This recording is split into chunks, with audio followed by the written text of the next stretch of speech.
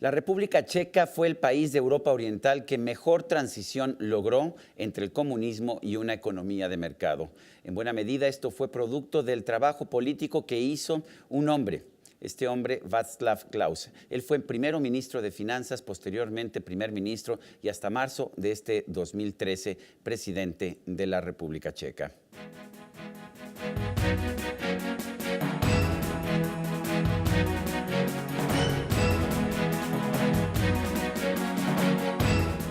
Václav Havel ha tenido un papel relevante en la política de primero Checoslovaquia y de la República Checa durante muchos años. Él, de hecho, se incorporó a la política antes de que cayera el régimen comunista. Formó parte de la Revolución de terciopelo que derrocó al régimen comunista en 1989. A partir de entonces fue ministro de Finanzas, primer ministro, primero de Checoslovaquia y después de la República Checa, una vez que Eslovaquia se separó, y posteriormente fue en dos mandatos consecutivos presidente de la República Checa. Él acaba de ser honrado con el premio Una vida por la libertad del proyecto Caminos de la Libertad de Grupo Salinas. Vamos a tener esta conversación con un personaje realmente histórico, un personaje muy importante en la historia no solo de su país, sino del mundo. La vamos a tener en inglés, que no es ni su idioma natal ni el mío, pero que es un idioma que nos sirve, por supuesto, para entendernos mutuamente. Mr. President, thank you very much for being with us. Thank you. Thank you for inviting me. You've been called a Eurosceptic. Tell us, are you a Eurosceptic or just a Euro-realist? That's a good difference, because when I am accused of being Eurosceptic, Euro-pessimist, I say, well, this is just an empty label, so don't speak about Eurosceptics and Euro-optimists. Let's speak about Euro-realists and Euro-naivists, and I am definitely not a Euro-naivist, because the positive aspects of the European integration are just one part of the story. There are many negative aspects at the same time. So for us, the membership in the EU is just a mixed blessing, 50-50, maybe even worse. Do you think then that the Czech Republic should go out of the European Union, or it's not as bad as that? Well, first, to discuss the leaving the EU in Europe and also in my country is a taboo. Mm-hmm. It's something impossible, almost impossible to say. We provoked a big turmoil in the country months ago. We published a book, my institute published a book suggesting 3 alternatives what to do with the EU, and the third one was potentially to leave the EU. So we simply wanted to start such a discussion. We wanted to legitimize the possibility of that as one legitimate alternative, which in my understanding is absolutely necessary. Now, in a way, you were able to foresee that if Europe continued the way it was going to have a major crisis, and Europe is now in the midst of a major crisis. It's been in the midst of a major crisis in 2008. Okay. Is this a consequence of the mistakes that were made and that you were warning against? Well, I would distinguish 2 aspects. One of the problems in Europe these days is the very heavy, very regulated economic and social system. Mm-hmm. It is called, I think, the German term, die soziale Marktwirtschaft, the social market economy is appropriate, and the German words are even better than the English one. So this system it's a very paternalistic system, highly controlled and regulated, with many social and environmental burdens in it. So that's one of the European problems. The other one is the model or system of the European integration process. Unnecessary centralization, artificial homogenization of the whole continent, and that's a second problem, which is not just the economic problem, but at the same time it's the problem with the European democracy, the centralization in Brussels, unification process in Europe is really almost kills democracy. I'm afraid we are already in a post-democratic society in Europe. A post-democratic society. So just the fact that the decision-making process is so centralized in Brussels makes Europe non-democratic? Well, let's be cautious with using the terminology. When I would prefer to say post-democratic than absolutely non-democratic. Nevertheless, people in the rest of the world, here in Mexico, in Latin America, in the US as well, they underestimate the degree of centralization which has been achieved now in Europe in the last years and decades.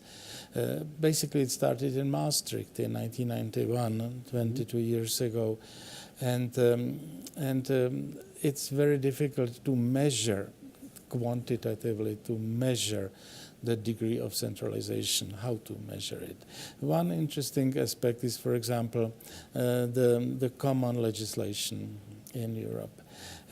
Again, how to measure legislation, the number of pages, of sentences, of kilograms of paper used for that, difficult. Nevertheless, Germany is a rather hard-working country, and the German Ministry of Justice recently officially published a study saying that 85% of the legislation comes in form of a directive from Brussels. 85%, which is an enormous amount, which is probably more than 85% is not the situation in the United States of America. I think that the individual states in the US have higher competencies than the current EU member states. So it's a big problem. Really, it's a big problem. And our country suffered for centuries as a small Central European country. First, we were for 300 years till the First World War part of the Austro-Hungarian Empire. For us at that moment, Vienna was the capital. The decision-making was done there. Then, after the Second World War, we became part of the Soviet Empire. So for us, the decision maker was situated and located in Russia, in Moscow. And we, after our Velvet Revolution, we wanted really to be free for the first time in many decades. And suddenly, after Vienna, Moscow, we have Brussels. So the feeling in the country is a lot of frustration. Mr. Klaus, you've spoken of a blue planet rather than a green planet. I know it's very controversial. Tell us what you mean by that. Well, first, I consider the current environmentalism and its most important and visible aspect, the global warming alarmism, as probably the most dangerous ideology of our times. I would like to say very clearly and very strongly that when I speak about environmentalism, I don't speak about protecting the environment. That's a totally different story, because environmentalism is an ideological doctrine about human society. It's not about the CO2 emissions. They are just using or misusing the issue of global temperature, CO2 emissions for masterminding us, masterminding the people. So I published a book about it, which was which was translated into 20 languages, including Spanish. And the title is Blue Planet in Green Shackles. But the substance is expressed in the subtitle. I am asking a question. What is endangered? Climate or freedom? My answer in my book and in tens, hundreds of speeches, articles after that time is that climate is okay, but freedom is endangered. And does that mean that you don't believe in global warming and the scientific evidence? Definitely. I have spent now the last 6-7 years studying it, participating in hundreds of symposia, seminars, discussions, conferences. One issue is global warming as such, if there is any. Definitely in the last 15 years we know that there is definitely no global warming. And even in the global warming in the last century was 0.607 tenths of degrees of Celsius. So that's not the issue. The debate is about man-made global warming. That's the issue of the day. Global warming is a natural phenomenon. Sometimes we have global cooling, sometimes global warmings, not very dramatic. And the debate is about the so-called man-made global warming. And I am in contact with hundreds, thousands of scientists who disagree with that doctrine. And I think that simply the media and some politicians don't want to listen to all those arguments. And I'm very unhappy with that. You were Minister of Finance, the Prime Minister, and the President of Czechoslovakia and the Czech Republic for many years. There's one thing that I have to see. It's evident. The Czech Republic had one of the best transitions from communism into a market society. Did your policies help? Did your policies, the policies that you used as President and as Prime Minister, help to make this transition smooth? Well, I would immodestly argue that the transformation project and the transformation process as we created it, as we started it, was a rational one, and it gave us a chance to start very smoothly to move forward. We, of course, in any human society, there are political fights, there are political disputes. For me, the main dispute in the last 2 decades was definitely with my predecessor in my office, with Václav Klaus, who was definitely on the other side of the ideological barricade. And you were friends at one point, and then you became rivals. Am I right? Friends. We, of course, it was easy to be friends in the communist era, because we both, and not just two of us, millions of us, wanted to fight communism and wanted to get rid of communism.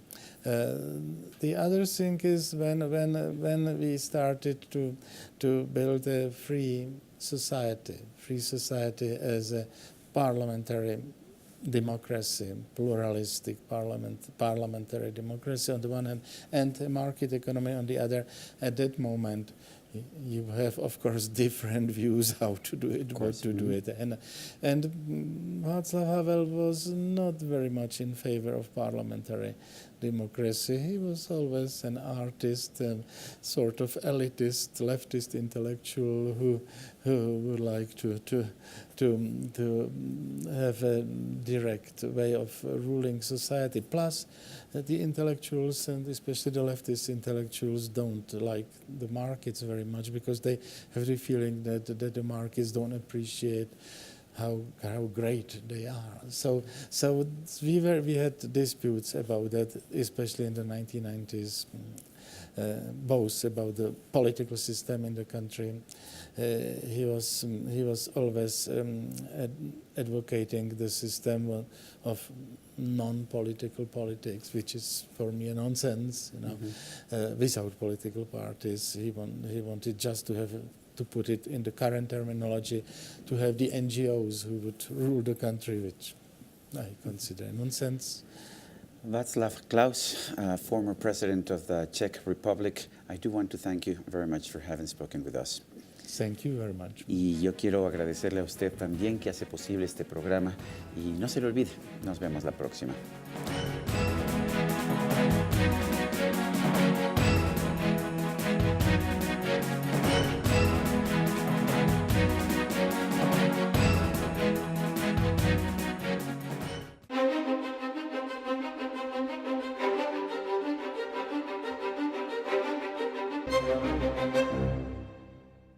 Será en este 2014 que inicia cuando el Partido Acción Nacional renovará su dirigencia en el mes de abril, por lo que el actual líder de ese instituto político, Gustavo Enrique Madero Muñoz, permaneció más tiempo al frente del Comité Ejecutivo Nacional Albiazul. Este proceso será inédito para el PAN, pues antes, el sábado 18 de enero, llegarán a la sesión de Consejo Nacional que fuera interrumpida el pasado 1 de diciembre, más que por falta de quórum, por las contradicciones internas en las que se debate el partido albiceleste, que hace no tantos años fuera ejemplo de disciplina. En ese clima también sin precedentes para Acción Nacional, los alrededor de 300,000 militantes elegirán a su nuevo presidente, de entre quienes ya han manifestado sus aspiraciones: la ex candidata presidencial Josefina Vázquez Mota, el senador Ernesto Cordero y el exgobernador de Guanajuato, Juan Manuel Oliva. En esta carrera no hay que soslayar que el propio Madero busca la reelección. ¿La conseguirá?